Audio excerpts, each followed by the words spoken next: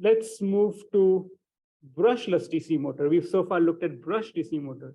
The reason why it's called a brush DC motor is because if you remember in the circuit, there is the wire is connected to commutators through a brush.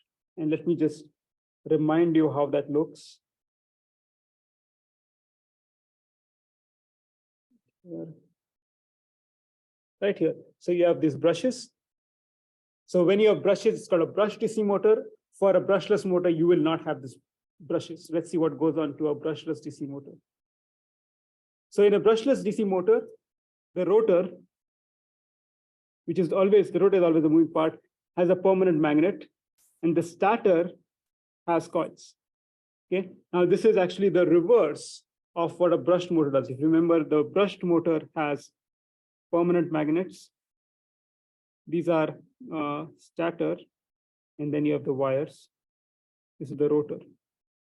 So the rotor is a wire, and the magnets at the stator. Here, the rotor is a permanent magnet. So this part for a brushless motor is a magnet. And then the stator, which is here, is actually a coil. So it's reversed. Now the commutation, which is, if you remember, you needed a piece of brushes so that when the wire spins 180 degrees, you do not get a reversal in direction, is done not through the brushes, but it is done through electrical means. And I'll talk about that, what I mean by that. And since it's done electrically, as you need some complicated circuitry to do that, the control is much harder for a brush DC motor, a brushless DC motor compared to a brush DC motor.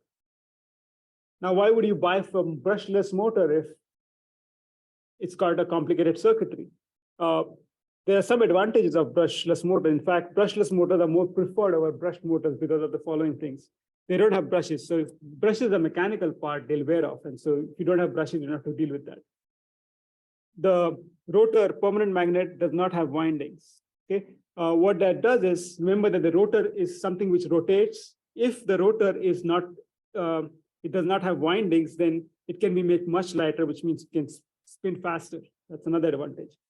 No brushes means no brush friction, less resistance. So the resistance of a brushed DC motor is much higher than a brushless motor, which means that the I²R losses are much higher for a brushed motor, the one which you use in the lab, not for a brushless. And then this is one of the biggest advantage. The coils, so remember for this one, the permanent magnet is on the outside, the coils on the inside. The coils on the outside, which means that the coils, which are basically the resistive element, is on the outside. So it actually can dissipate its heat to the ambient. Or you can also actually put water-cooled motors essentially have a water jacket outside the motor, which can suck the heat from the coils. So having coils on the outside is good because you can suck up the heat. Okay, so I'm going to show you what a brushless DC motor looks like. So as I said, inside there is a magnet, which is shown here. Outside there are coils. Okay, these coils are shown in this funny fashion, but they are actually wrapped around. Okay, so a few terminology things before I tell you how exactly a brushless DC motor rotates. These are three phases, A, B, C. These are like essentially wires. We have on these wires, there is not on these wires, but close to the circuitry, there is a Hall effect sensor. And if you recollect, a Hall effect sensor is a sensor which is used to figure out proximity of something. And they are based on magnetic field. So in this case, proximity of the magnet. So they can detect how close is the North Pole to them or not. Okay, so this motor has 8 wires. There'll be 3 for the 3 phases A, B, C. So A, B, and C. But then there are 5 for Hall effect sensors. Why do you need 5 for 3 Hall effect sensor? Well, you need 3 for V out, and you need 2 for VCC and ground because you need to, it's sort of a passive circuit, so active circuit needs powering. So there are 8 wires in a brushless DC motor. Compare that with what you had for a brushed DC motor. You just had 2 wires. There was a positive and a ground. That's it. So it's more complicated. Now the Hall effect sensor, which is mounted right over here for the 3 phases, will basically output 1 when the North Pole is within 180 degrees or 0 otherwise. So For example, here the magnet is north over there. So this one will fire 1. So you can see that here it's 1.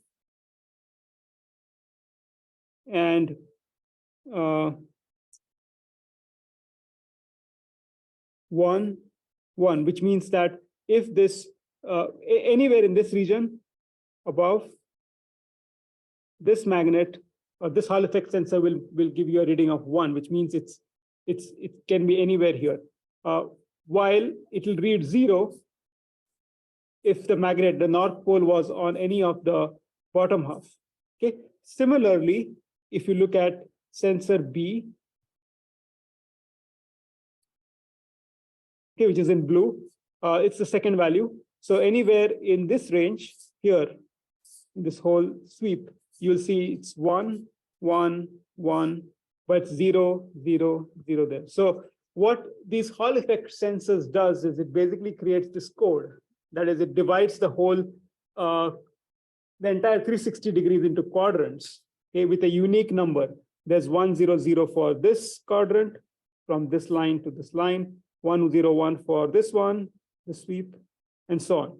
Okay, so just by noting the values provided by the Hall effect sensor, you can figure out where the rotor is. So, for example, if the rotor reads 1, 0, 0, you know that it's in this quadrant. Okay, and that's how the Hall effect sensors are used to figure out the direction. Sorry, the location of the rotor.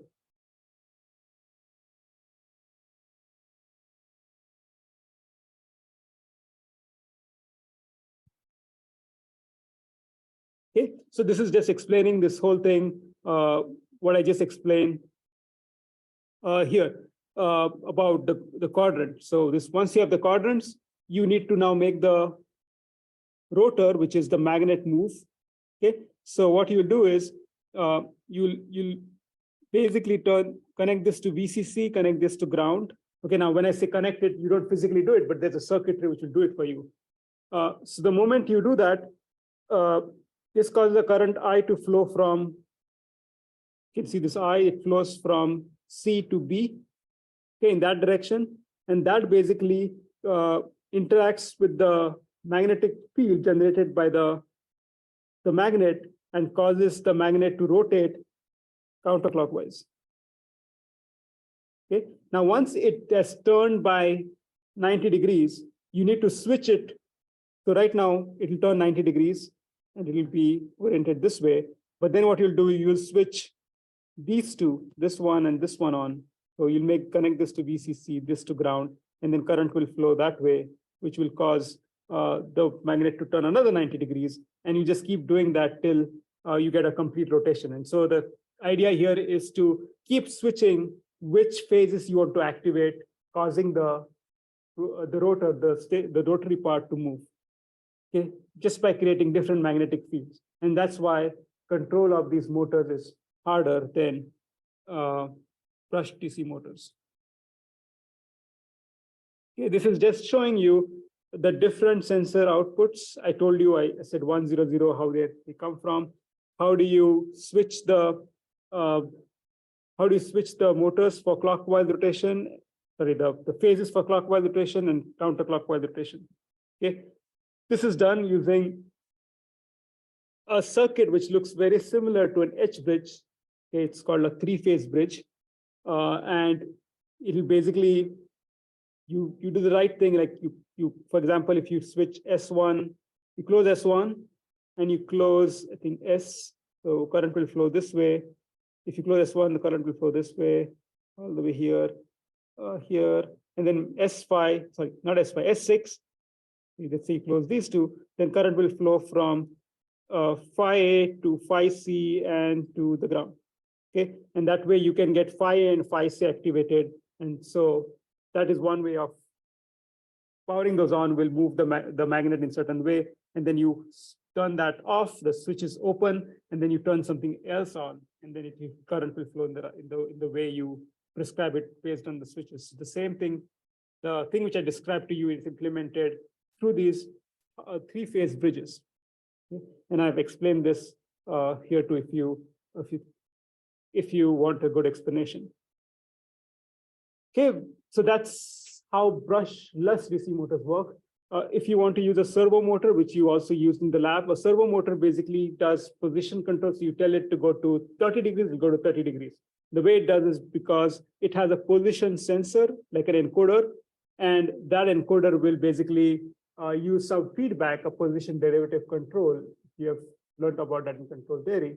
You don't really need to know that in this course. Will actually get you to whichever position you want to go. This has 3 leads, one for the voltage source, one for ground, and V input would be your degrees. So 30 degrees, then you just give 30 degrees and go to 30 degrees.